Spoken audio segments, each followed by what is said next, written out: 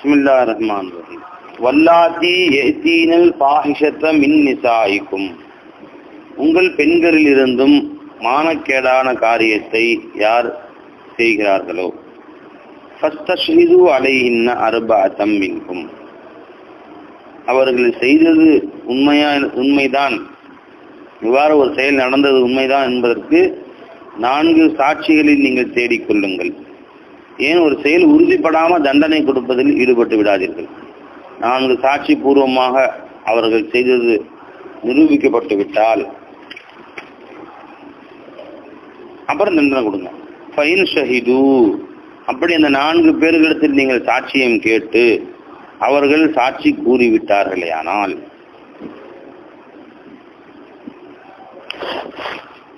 ஃபம்சிகூஹுன்ன fill புயூத்தி, தண்டனை என்ன? இப்போ அல்லாஹ் தஆலா ஆரம்பத்தில் இறங்கி ஆயிட்டு இங்க என்ன சொல்றோம், அந்த மாதிரி அவர்கள் ஒரு தவறை செய்திருக்கிறார்கள் என்று பரிபூர்ணமாக ஆராய்ச்சி செய்து அதற்குரிய சாட்சிகளை தேடி உண்மை என்று நிரூபிக்கப்பட்டு விடுமானால் நீங்க என்ன செய்யுங்க, ஃபம்சிகூஹுன்ன ஃபில் புயூத்தி, அவர்களை வீடுகளிலே தடுத்து வைத்துக் கொள்ளுங்கள். அப்படின்னா வெளியே அனுப்பாதீங்க, வீட்டை விட்டு. வெளியே போறதுனாலதான் இந்த எல்லா பிரச்சனைக்கும் காரணமே அதுதான். எப்போ பொம்பளை வெளியே போனாலோ எல்லா பிரச்சனையும் வரத்தான் செய்யும். எங்க ஆரம்பிக்குதுங்க? முதல்ல என்னவோ வீட்டுக்குள்ள உட்காந்து யாருக்கும் பொம்பளை இருக்குதுன்னு தெரியாது, திடீர்னு ஒரு ஆள் வந்து அவளை பிடிச்சி கொண்டு போய் தவறில் ஈடுபடுத்தினானா என்றால் அது சாத்தியம் இல்லை. கட்டாயமா இவள் சம்மதிக்காமல் தவறளிக்க வாய்ப்பு இல்லை. அப்ப இவள் பழக்கம் ஏற்பட்டு போச்சு. எதனால பழக்கம் ஏற்பட்டு போச்சு? காரணம் என்ன? அதுதான் காரணம். இவருக்கு வெளி தொடர்பு ஏற்பட்டதுனால பழகி அந்த பழக்கம் நாடில் நெருக்கமாகி அந்த நெருக்கம் கள்ள தொடர்பாக ஆகிவிட்டது. அதனால வீட்டை விட்டு வெளியே போனதுதான் இந்த முசீபத்துக்கே காரணம். எனவே மீண்டும் அவர்கள் வீட்டை விட்டு வெளியே அனுப்பாமல் வீடுகளில் அவர்களை அடைத்து வையுங்கள். அதாவது வீட்டு சிறைன்னு சொல்றாங்கல்ல, வீட்டு சிறைச்சாலை, ஹோம் அரெஸ்ட்.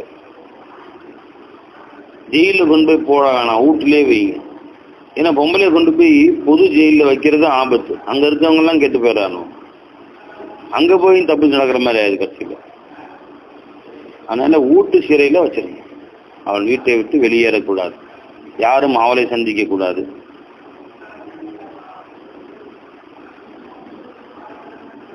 மக்களோடு அவள் பழகக்கூடாது என்று தடுத்து வைத்து விடுங்கள். அவள் வீட்டில் உள்ள மக்களோடு பழகிக்கலாம், அவள்தான். எது வரைக்கும்? ஹத்தா யதவஃபாஹுன்னல் மௌத்து, மரணம் அவளை அடையும் வரையிலேயும். வாழ்நாளெல்லாம் ஆயுள் தண்டனை கைதியாக ஆக்கி அவளை இல்லச்சிறையிலே வைத்து விட வேண்டும். அவள் வீட்டையே ஜெயிலாக்கி இனி ஒரு மொத்த வாழ்நாள்ல வெளியே எவள்கிட்டையும் பழகக்கூடாது. ஏன்னா எப்போ ஒருத்தி ஒரு முறை கெட்டு போனாலோ அவளை விட்டு வெட்கம் எல்லாம் போயிடும். திரும்ப வெக்கத்துக்கு வாய்ப்பே இல்லை. தீய தொடர்பில் ஒருத்தி வீணா போயிட்டானா மறுபடியும் அவள்கிட்ட வெக்கம் கூடியிருக்குமா? அறவே இன்னும் வெக்கமற்ற செயல் உச்சகட்டம் எது? அந்த தவறு. அதை செய்து விட்டாள் அவள். இனிமேல் வெட்கம் கொஞ்சம் கூட பாக்கி இருக்காது. இவரை வெளியே அனுப்பிச்சா மீண்டும் அதே செயலை செய்யலாம். இவரால் இன்னும் 2-3 ஆம்பளையும் கெட்டு போகலாம். இவரிடம் பழகும் மற்ற பெண்களும் கெட்டு போகலாம். அதனால இவளை யாரும் சந்திக்காமல், இவள் பிறரோடு சந்திக்க முடியாமல் ஆயுள் தண்டனை கைதியாக அவள் வீட்டிலேயே வைத்து விடுங்கள். அத்தா யதவஃபாஹுன்னல் மௌத்து, மௌத்து அவருடைய கதையை முடிக்கும் வரையிலையும், சாதாரணமா அவன் மூத்து வர்ற வரையிலையும் அப்படின்னு அர்த்தம். அது இங்க மலாய்க்குல் மௌத்துன்னு அர்த்தம் வைக்கலாம். மலக்குல் மௌத்து அவளுக்கு மரணத்தை உண்டாக்கும் வரையிலேயும்.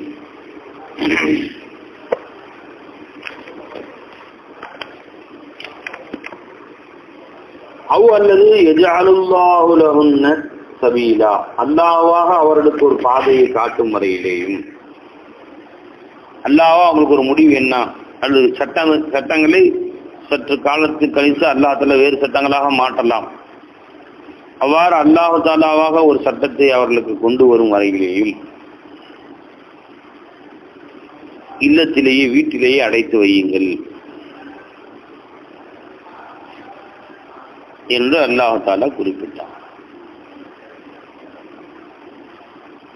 ஆச்சுங்களா? கடைசியில அல்லாஹ் தஆலா அவர்களுக்கு ஒரு முடிவை உண்டாக்கி கொடுத்தான். அது என்னங்க? திருமணம் ஆகாத பெண் தவறிழைத்திருந்தால் அந்த பெண்ணுக்கு 100 கசையடி அடிக்கப்பட வேண்டும். அடித்து அவளை விட்டு விடலாம். ஜெயில் தண்டனைலாம் தேவையில்லை. அவ போய் அதுக்கு முன்னாடி எப்படின்னா கல்யாணம் முடிச்சுக்கலாம், அவளெல்லாம் வாழ்ந்துக்கலாம், விட்டுற வேண்டியது. 100 அடி தண்டனை தான். திருமணம் செய்த பெண் இவ்வாறு கள்ள தொடர்பிலே கெட்டு போயிருந்தால் இது மாபெரும் கொடூரமானது. இது திருமண பந்தத்தை கேவலப்படுத்தியது, கணவனை இழிவுபடுத்தியது, பிள்ளைகளை எல்லாம் கேவலப்படுத்தியது, அந்த குடும்பத்தினரே தலைகுனிய செய்யக்கூடிய மாபெரும் தண்டனை. கொலையை விட கொடியது. கொலை பண்ணா ஆத்திரத்தில் அடிச்சாங்க செத்து போயிட்டாங்கன்னு சொல்லுவாங்க. அது ஒரு மானக்கேடான செய்தி அல்ல. இது இருக்குது குடும்பத்துக்கே தலைகுனிவு.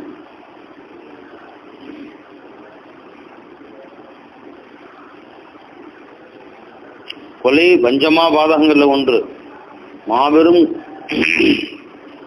தவறு. அது இருப்பினும் அது மானக்கேடானது என்று சொல்ல முடியாது. பாஹிஷ் அல்ல, ஜினா இருக்குது. அது பாஹிஷிலும் கொடிய பாஹிஷ், அருவருக்கத்தக்க செயல். அது அல்லாஹ்வால் தடை செய்யப்பட்ட செயல். கொலை மாபெரும் குற்றம். ஆனா இது அதை விட கூடும் குற்றம். இது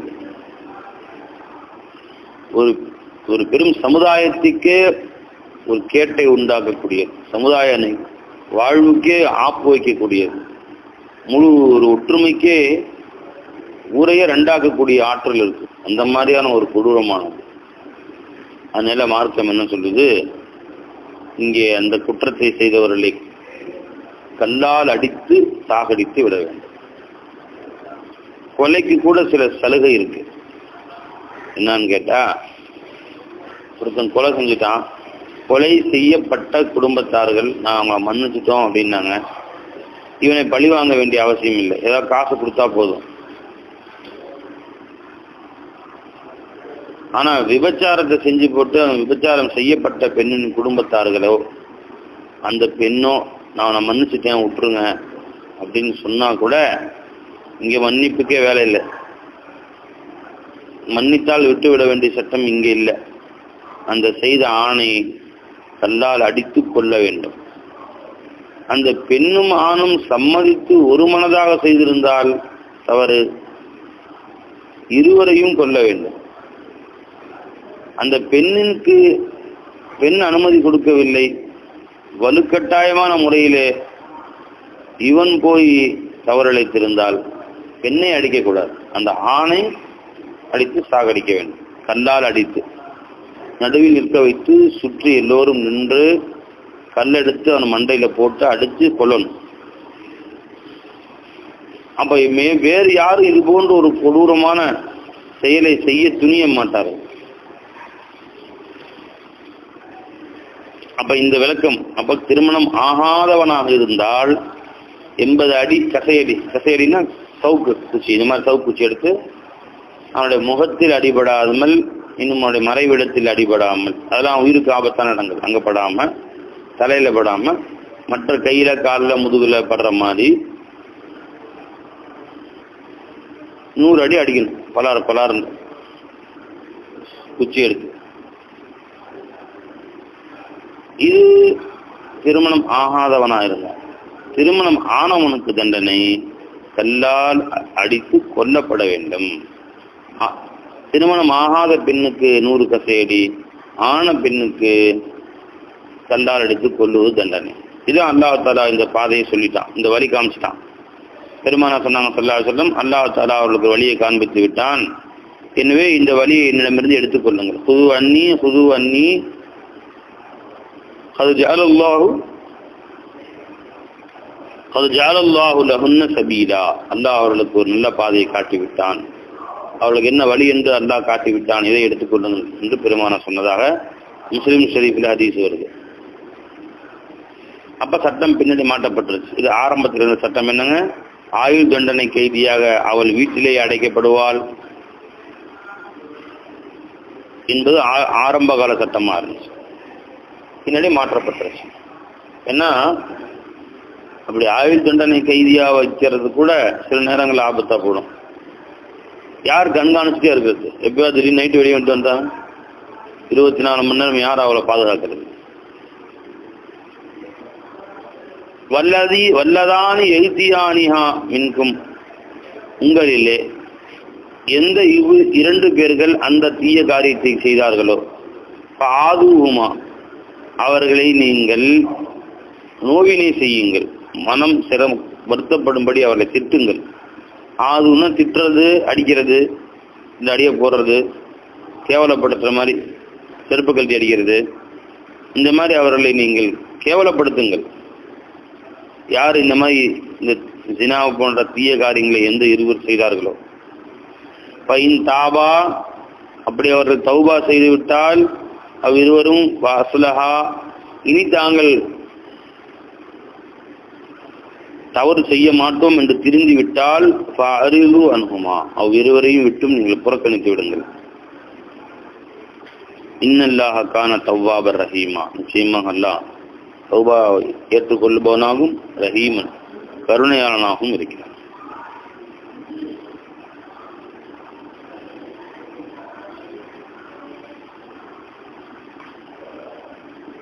இந்த சட்டமும் மாற்றப்பட்டுருச்சு. முதல் பெண்களுக்கு சொல்லப்பட்டுச்சு, இங்க ஆண்களுக்கு சொல்லப்படுது. ஆண் பெண் 2 பேருக்குமே, 2 பேரையும் அவங்க தவறு செய்த உடனே அவங்கள நீங்க திட்டுங்க, ஏச்சுங்க, அவர்களை கேவலப்படும்படி செய்யுங்க. அப்பதான் அவங்க அடுத்த ஆள் யாரும் செய்ய மாட்டான் அப்படின்னு. ஆனா ஹஜ்ஜுடைய ஆயத்து வந்த உடனே இதையும் மாற்றப்பட்டுருச்சு.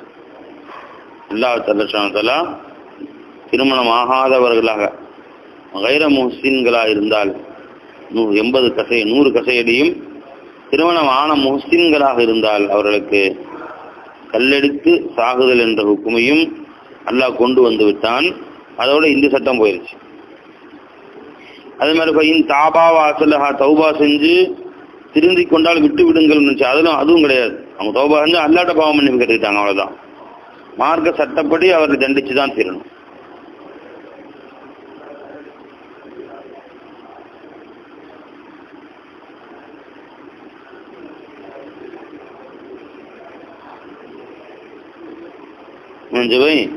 இன்னம தௌபத்து, நிச்சயமாக தௌபாவாகிறது அலல்லாஹி, அல்லாஹின் மீது மக்களுடைய தௌபாவை கபூல் செய்வது எப்போ என்றால் லில்லதீன யஅமலூன ஸூஅ,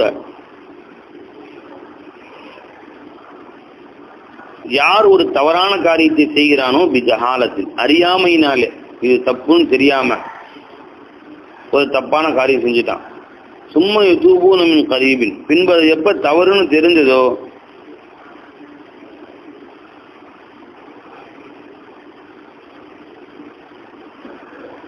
உடனடியா அல்லாஹ்ட்ட அவங்க ஒரு ருஜுவாயி அழுது கண்ணீர் வடித்து மன்னிப்பு கேட்டுக்கொண்டார்கள். மின் கரீபின், குறுகிய காலத்திலேயே, தப்புன்னு தெரிஞ்ச உடனே திருந்திட்டான். ஃபௌலாயிக யதூபுல்லாஹு அலைஹிம், அல்லாஹ் தஆலா அவருடைய தௌபாக்களை கபூல் செய்கிறான். இங்கே யதூபுக்கு அர்த்தம் யக்பிலு தௌபத்தன். வகான அல்லாஹு அலீமன் ஹகீமா, அல்லாஹ் அனைத்தையும் அறிந்தவனாகவும் ஞானம் உள்ளவனாகவும் இருக்கிறான். வலைசத்தி தௌபத்து, பாவ மன்னிப்பு கிடையாது. லில்லதீன யஅமலூன ஸய்யிஆத், பாவ காரியங்களை தொடர்ந்து செய்து கொண்டே இருக்கிறான். எப்ப தௌபா செய்ப்பா, அல்லாஹ்ட்ட தெரிந்து மன்னிப்பு கேளு, போயா ஒரு போங்க செஞ்சு முடிச்சிடுறேன், மூத்து வர காத்து தௌபா செஞ்சுட்டா போதும், நமக்கு நடுவில் எல்லாம் செய்ய வேண்டி செஞ்சிட வேண்டியதானே என்று அட்டகாச அநியாயங்கள் தொடர்ந்து செய்து கொண்டே இருக்கிறான். மூத்து எப்போ வரும்னு தெரியாது, மூத்து வந்தா பார்த்துக்கலாங்கிறான் கேட்டான். அத்தா எந்த அளவுக்கு செய்கிறான், இதா ஹலர அஹதஹுமுல் மௌத்து, மௌத்து அவரிடத்துல ஹாஜராகிவிட்டால் அப்பா அவன் சொல்லுகிறான், இன்னி துப்துல் ஆன, இப்ப நம்ம தௌபா செய்றோம் என்று சொல்லுகிறான். வலல்லதீன, அப்படிப்பட்டவர்களுக்கும் மன்னிப்பு கிடையாது. யாருக்குங்க? மௌத்து வர்ற வரைக்கும் பாவம் செஞ்சிருவோம், கடைசியாக தௌபா செஞ்சுக்கலாம்னுட்டு மௌத்து நெருங்கிய பின்பு கரகராவுடைய ஸ்டேஜ் வந்த பின்பு அல்லாட்ட தொண்டையில ரூபு வந்துடும். அது வரைக்கும் தௌபா செஞ்சா எல்லாம் மன்னிக்கிறானா, அதுக்கு மேல தௌபா செஞ்சா எல்லாம் மன்னிக்கிறது இல்லை. அப்புறம் அல்லாட்ட மன்னிச்சுக்கலாம்னா இது வரைக்கும் அல்லாஹ் சொன்னது காதல் உருவல, இவர்களுக்கு மன்னிப்பு கிடையாது. வலல்லதீன யமூத்தூன வஹும் குஃபார், இன்னும் யார் காபிர்களாகவே மரணம் அடைகிறார்களோ அவர்களுக்கும் தௌபா கிடையாது.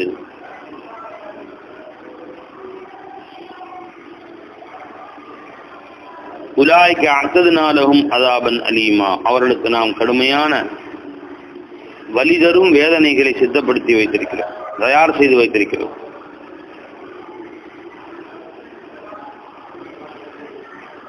யா அய்யுஹல்லதீன ஆமனூ, ஈமான் கொண்டவர்களே, லா யஹில்லு லக்கும், உங்களுக்கு ஹலால் ஆகாது, அன் தரிசுன் நிஸா கரஹன்,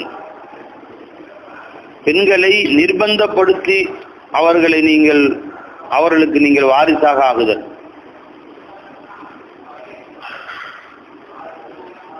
அவர்களை உங்கள் வராசத்தில் எடுத்துக்கொள்ளுதல். அதாவது யாராவது மூத்தா போயிட்டாங்க, இப்போ அவருடைய மகள் எனக்கு தான் வராசத்து முறையில் எனக்கு சொந்தம் அப்படின்னு அவர்களுடைய உரிமை, பெண்களுடைய உரிமை இல்லாமலேயே கல்யாணம் முடிச்சுக்குவானுங்க. சொந்த பந்தத்தில் யாராவது மூத்தா போனால் கொஞ்சம் வலியவன் அவங்க குடும்பத்தினர் உள்ளவங்க பெண்களை எனக்கு தான் உரிமையாகிறாள் அவள் என்று அவள்கிட்ட சம்மந்தம் வாங்குறதே இல்லை. அவள் அனுமதியின்றையே கல்யாணம் முடிச்சுக்கிறது, நிர்பந்தப்படுத்தி. அவள் வேணான்னு சொன்னாலும் போடி, நீ கச்சா மகளாச்சு, நீ எனக்கு தான் உரிமையானவா அப்படின்னு சொல்லி தீட்டு வந்துடுறது, கல்யாணம் முடிச்சுக்கிறது.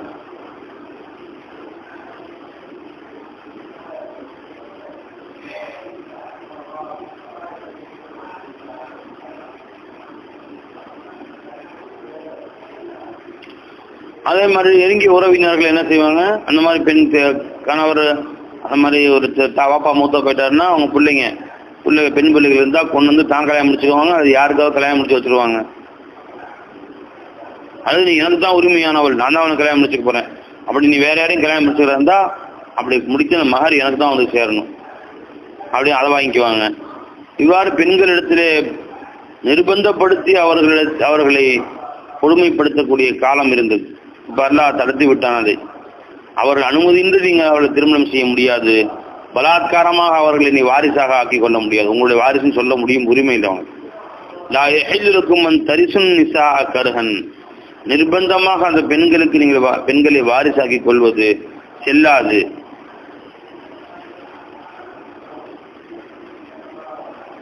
வலா தஅவுலு உன்ன, இன்னும் அந்த பெண்களை நீங்கள் தடுத்து வைக்க வேண்டாம். தடுத்து வைக்கிறது வேற யாரும் கல்யாணம் முடிக்க முடியாது அப்படின்னு சொல்லி, இது பல வகையில் நடந்துச்சு. யாராவது சொந்த பந்தங்களை மூத்தா போட்டோம்னா அவன் மகளை கொண்டு தான் வச்சுக்கிறது, நீங்க வேற யாரும் கல்யாணம் முடிக்க முடியாது, என் அனுமதி இல்லாம நான் தான் கட்டி வைப்பேன், அந்த மகர் எனக்கு தான் வரும் அப்படின்னு காசு ஆசையில, அதுவும் தவறு. இன்னொன்னு, இவனுடைய மனைவிய இவன் பிடிக்கலைங்கிறதுக்கான கொடுமைப்படுத்துவதற்காக வேண்டி வேணும்னா மனைவியை வச்சுக்கணும், இல்லைன்னா தலாக்கு விட்டு அமிச்சுட்டா அவள் தன் விருப்பப்படக்கூடிய வேற யாரையும் கல்யாணம் முடிச்சு சந்தோஷமா வாழ்ந்துட்டு போறா. இதுவும் விடுறதில்லை, அதுவும் விடுறதில்லை, வாழ வைக்கிறதும் இல்லை, அனுப்பிச்சு விடுறதும் இல்லை. அவள் பெசாம வீட்டில் வச்சுட்டு வேற கல்யாணம் முடிச்சு சந்தோஷமா இருக்கிறது, அவள் தலாக்கு கேட்ட தர்றதில்லை. இவ்வாறு கொடுமைப்படுத்த வேண்டாம்.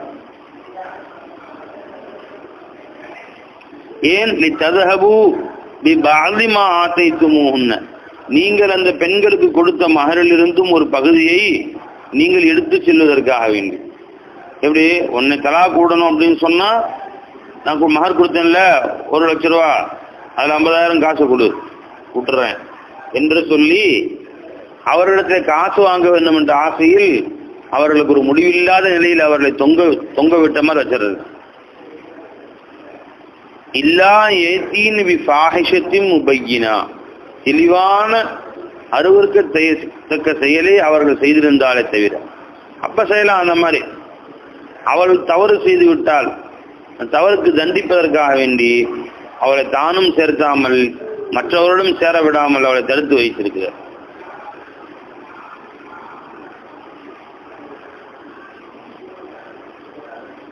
இது அவங்க தப்பு செஞ்சா ஜாயிஸ்.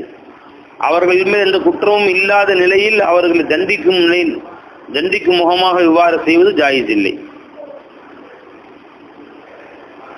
ஆஷிருஹுன்ன பில் மஅரூஃபி, அந்த பெண்களிடத்தில் நல்ல முறையில் அழகிய முறையில் பழகுங்கள் உங்கள் மனைவிமார்களிடத்திலே. ஃபைன் கரிஹ்துமூஹுன்ன, அவர்களை நீங்கள் ஏதோ சில செயல்களுக்காக நீங்கள் வெறுப்பீர்களே ஆனால்,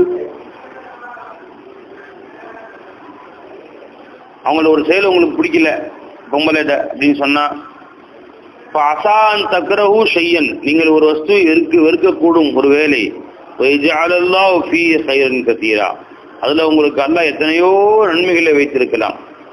ஒரு வஸ்து நீங்க வெறுப்பீங்க, 100 நன்மைகளுக்குள்ள இருக்கலாம். உங்களுக்கு என்ன தெரியும்? எத்தனையோ நல்ல விஷயங்கள் அதுக்குள்ள புரிந்திருக்கலாம்.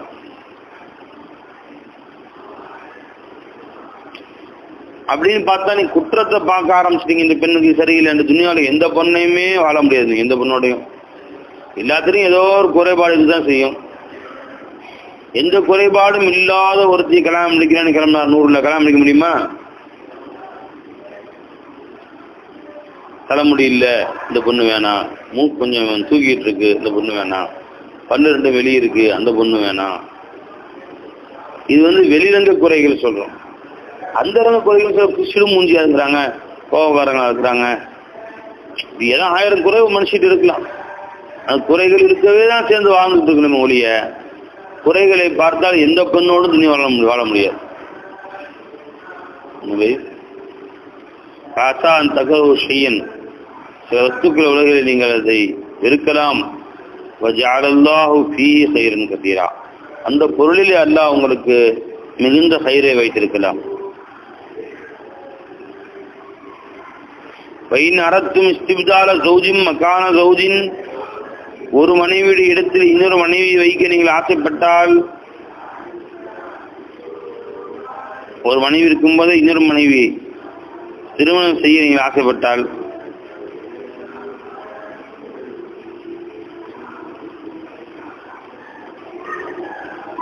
அவளை விட்டு இன்னொரு பெண்ணை கல்யாணம் செய்ய ஆசைப்பட்டால், வாதைத்தும் இஹ்தாஹுன்ன கின்தாரன், உங்களுடைய மனைவிமார்கள் ஒருவருக்கு நீங்கள் ஒரு குவியலையே கொடுத்திருந்தாலும், கின்தார்னா பெரிய குவியல், மிக பெரும் சொத்துன்னு அர்த்தம்.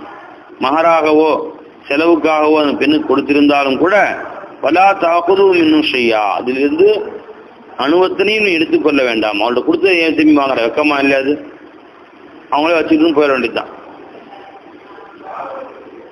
கொடுத்ததை திரும்பி வாங்காத. மகராக 1 லட்சம் கொடுத்தேன்ல, அதை எடுத்து திருப்பி விடு என்று வாங்காத, அது தப்பது.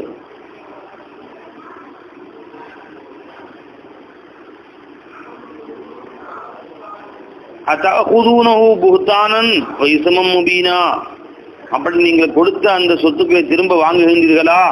அநியாயமாகவும் தெளிவான வட்டி, தெளிவான இட்டுக்கட்டுதலாகவும் சேர்ந்த வாங்குகின்றீர்கள் அப்படின்னா, அத்தஅகுதுனஹு, அப்படி வாங்குறதே மிகப்பெரிய ஜுல்முன்னு சொல்றான். நான் தலை வாங்குறது மிகப்பெரிய பாவங்கிறான். அவங்களுக்கு கொடுத்த காசை திரும்பி வாங்காது, அது அவங்களுக்கு சொந்தமாயிருச்சு. அது மகரா கொடுத்தது அந்த பெண்ணை கைப்பிடித்து வாழ்வதற்காக வேண்டி. அதே மாதிரி மகரை கொடுத்தது அந்த பெண்ணோட வாழ்ந்ததில் கொஞ்ச காலம் நீ அதுக்கு அந்த இது மகர சரியா போச்சு போ, திரும்ப கேட்காத. கைப்பத்தா புதுவனும், எப்படி நீங்கள் கொடுத்த மகரை திரும்ப நீங்கள் வாங்க முடியும்? பக்கத்து அஃலா பாலுக்கும் இலா பாலின், உங்களில் சிலரோடு சேர்ந்து விட்டீர்கள், உங்களில் ஒருவரை கலந்து விட்டீர்கள். மனைவி திருமணம் முடித்து அந்த மனைவியோடு கலந்துறவாடி விட்டீர்கள். பால் என்பது சிலரையும் குறிக்கும் தம்பி, ஒரு என்ற அர்த்தத்தையும் குறிக்கும். உங்களில் ஒருவரோடு ஒருவர் கலந்து அன்பு பாராட்டிக் கொண்டீர்கள், சுகம் பெற்றுக் கொண்டீர்கள். அதுக்கு தான் மகர் கொடுத்தது. அதுக்கு பின்னாடி திரும்ப எப்படி காசு திரும்பி வாங்கின நீ? வாகதன மின்கும் மீசாக்கன் கலியதா, இன்னும் அந்த பெண்கள் உங்களிடத்திலே உறுதியான ஒப்பந்தமும் செய்திருக்கிறார்கள். என்னென்ன மகரை கொடுத்து கல்யாணம் பண்ணிக்கிறேன் அப்படின்னு நீங்க சொன்னதை அவங்க ஒத்துக்கிட்டாங்க. அந்த மகர் தர்றேன் நீங்க ஒப்பந்தம் பண்ணியிருக்கிறீங்க அந்த பெண்ணோடு, அதை திரும்ப கேட்காத.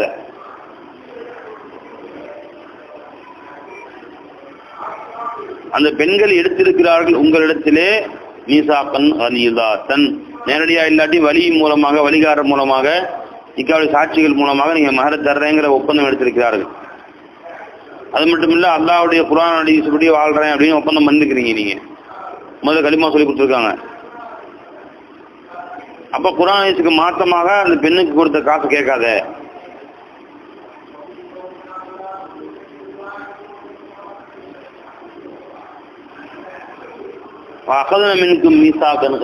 உங்களிடத்திலே அவர்கள் மிக உறுதியான ஒப்பந்தம் எடுத்திருக்கிறார்கள். அப்படி இருக்க அந்த பெண்களிடத்திலே அவருடைய மகரை நீங்கள் கொடுத்த மகரை திரும்ப வாங்காதீர்கள். இதெல்லாம் அந்த காலத்தில் நடந்த பழக்க வழக்கங்களை அல்லாஹ் தஆலா தடுக்கிறான். வலா தன்கிஹு, நீங்கள் திருமணம் செய்ய வேண்டாம், மா நகஹ ஆபாவுக்கும், உங்களுடைய பெற்றோர்கள் யார், உங்களுடைய பெற்றோர்னா உங்களுடைய வாப்பாவுடைய வாப்பா, இவர்கள் யாரை திருமணம் செய்தார்களோ அத்தகைய பெண்களை நீங்கள் திருமணம் செய்ய வேண்டாம். இது ஒரு பழக்கமும் முற்காலத்தில் இருந்துச்சு. அதாவது வயதானவர்கள் கூட இளமையான பெண்ணை திருமணம் செய்து கொள்வார்கள் அந்த காலத்துல பழக்கப்படிக்கு. இப்போ ஒரு 30 வயது வாலிபன், அவங்க வாப்பா 50-55 வயசு ஆயிருச்சு. அவர் இப்போ இளம் பெண் ஒரு திருமணம் செய்யறாரு. ஒரு 20 வயதுல ஒரு பெண்ணை திடீர்னு மூத்தா போயிடுறாரு.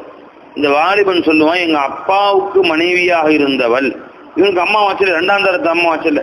அதாவது இதனுடைய என்ன சொல்லுவாங்க பேரு, ஒரு அம்மா முறை சித்தி ஆகுதா, அம்மான்னு சொல்லுவாங்க, சின்ன அம்மான்னு சொல்லுவாங்க. அது அம்மா தான், ஆனா அத்தாவினுடைய மனைவி அம்மா தான்.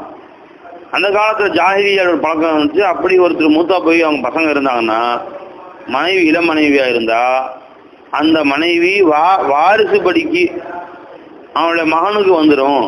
மகன் அந்த அவங்கள பொண்டாட்டியா ஆக்கிக்கலாம் என்று ஒரு பழக்கம் இருந்துச்சு.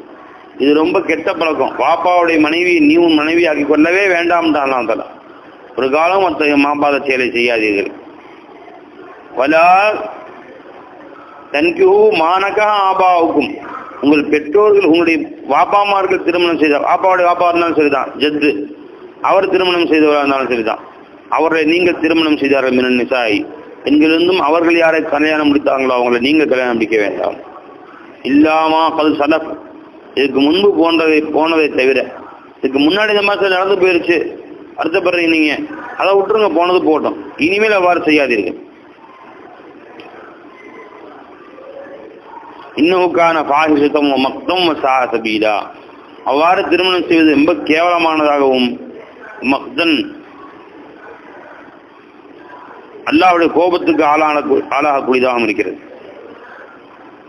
எதுங்க பாய், எது அவ்வாறு அந்த பெண்களை திருமணம் செய்வது இன்னுக்கான பாஹிஷத்தன் மிக கபீஹான அருவருக்கத்தக்க செயலாகவும், மக்தன் அல்லாஹ்வுடைய கோபத்துக்கு ஆளாக்கக்கூடிய செயலாகவும் இருக்கிறது. வஸாஅ சபீலன், வழிமுறையால் மிக கெட்ட வழிமுறையாக இருக்கிறது அவ்வாறு அந்த பெண்களை திருமணம் செய்வது. சொல்லிட்டு அல்லாஹ் தஆலா வேறு யார், இப்ப தந்தை திருமணம் செய்த உன்னுடைய மாற்றாந்தாய் உனக்கு ஹராம் என்று தெரிந்து விட்டது, வேறு யாரெல்லாம் உனக்கு ஹராம்னு வரிசையா சொல்றான் பாருங்க அல்லாஹ் தஆலா.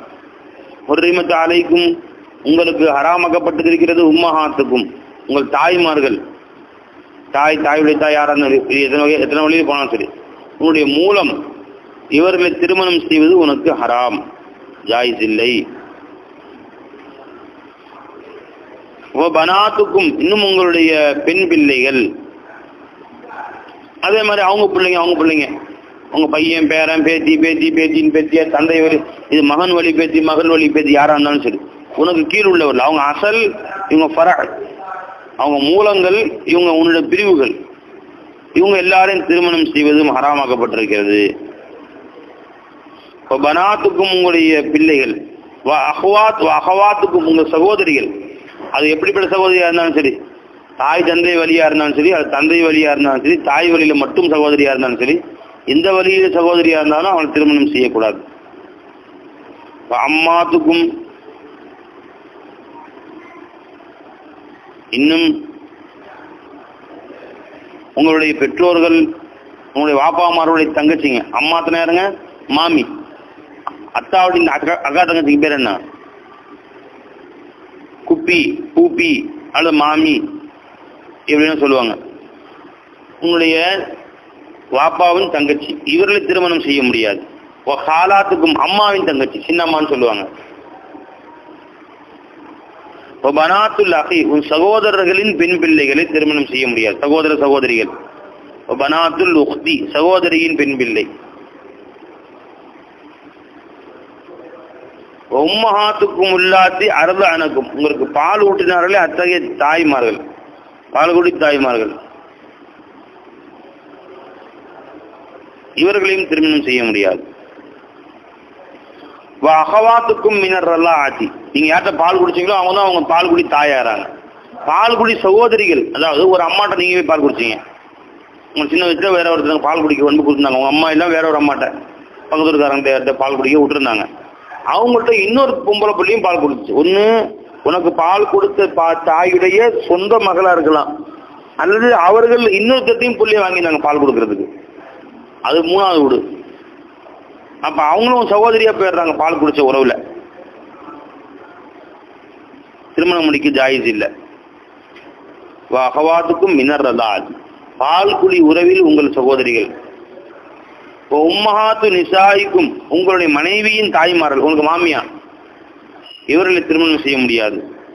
வரபாயிபுக்கும் உல்லாத்தி பி ஹுஜூரிக்கும் உங்கள் மடியிலே வரக்கூடிய உங்களுடைய வளர்ப்பு பெண் பிள்ளைகள். மின் நிசாயிக்கும் உல்லாத்தி தகல்தும் பிஹின்ன எந்த மனைவியோடு நீங்கள் இல்லறம் கொண்டு விட்டீர்களோ அத்தகைய உங்கள் மனைவிமார்களின் வயிற்றில் பிறந்த இன்னும் உங்களிடத்தில் வளரக்கூடிய உங்களுடைய பெண் பிள்ளைகள். என்ன ரெண்டாம் தாரமா ஒரு பொண்ணை கட்டினீங்க, நீங்க அந்த பொண்ணுக்கு ஏற்கனவே நிக்காக ஆகி ஒரு பொம்பளை பிள்ளை இருக்கு. இப்ப அந்த பொம்பளை பிள்ளை நீங்க கட்டிக்கிட்டீங்க, ஒரு 10 வயது பெண் பிள்ளை அதுக்கு இருக்கு, ஒரு 15 வயசு பொம்பளை பிள்ளை இருக்கு, தாய்க்கு 45 வயசு ஆச்சு.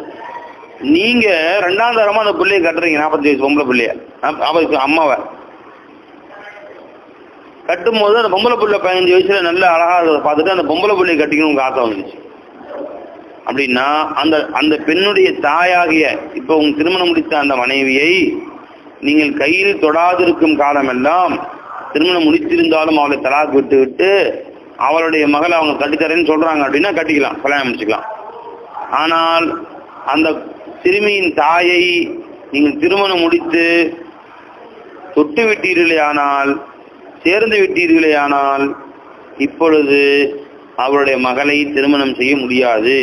அதெல்லாம் சொல்லி கேட்டால் ரபாயிவுக்கும் உங்கள் வளர்ப்பு பிள்ளைகள், அல்லதி பி ஹுஜூரிக்கும் உங்கள் வளர்ப்பில் தான் அவள் இருக்கிறார்கள், உங்கள் மடியில் தான், மின் நிசாய்க்கும் உங்கள் மனைவியின் மூலம் உண்டானவர்கள் தான், அல்லதி தகல்தும் பிஹின்ன யாரிடத்திலே நீங்கள் துகூல் செய்து விட்டீர்களோ அத்தகைய பெண் பிள்ளைகளுடைய அத்தகைய மனைவிமார்களுடைய பிள்ளைகளை திருமணம் செய்ய ஜாயிஸ் இல்லை. இப்போ துகூல் செய்யலைன்னா ஜாயிஸ்ன்னு தெரியுது.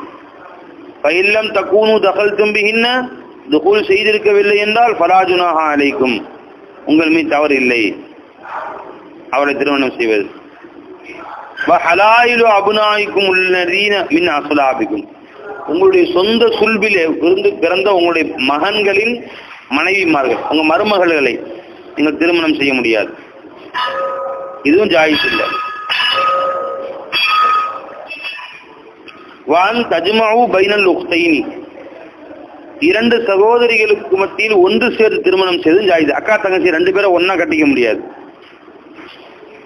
இல்லாமா கது சலஃப இதற்கு முன்னால் நடந்து போனதை தவிர. அப்படின்னா இதுக்கு முன்னாடி அந்த மாதிரி நீங்க கட்டியிருந்தீங்க அப்படின்னு சொன்னா அதுக்கு ஆனது அல்லாஹ் தஆலா மன்னிச்சிடறான். இனிமேல் அவ்வாறு செய்யாதீர்கள். சரிங்க, ஒருத்தர் ஒருத்தர் இஸ்லாத்துக்கு வர்றதுக்கு முன்னாடி அக்கா தங்கச்சி கட்டியிருக்கிறாரு, இஸ்லாத்துக்கு வந்தாரு, உடனே முன்னாடி செஞ்சுதான் இப்போ வச்சுக்கலாமா? அப்படியே அனுமதி இல்லை. அந்த அனுமதி இல்லை. இப்ப தெரிஞ்சுன்னு விட்டுறணும். இதுக்கு முன் நடந்த தவிர அல்லாஹ் மன்னிச்சிடறான். இப்ப எப்ப தெரிஞ்சு போச்சு உடனே யாரோ ஒருத்தர விட்டுறணும். அக்கா விட்டு தங்கச்சி விட்டுரு, உனக்கு யார் பெரியமா வச்சுக்கோ, ஒரு பெண்ணை வச்சுக்கோ, ஒரு பெண்ணை விட்டுரு, அமைச்சு வீட்டுக்கு வந்து. இன்னல்லாஹ் கான கஃபூரர் ரஹீமா நிச்சயமா அல்லாஹ் மன்னிப்பவனாகவும் கருணையாளனாகவும் இருக்கிறான்.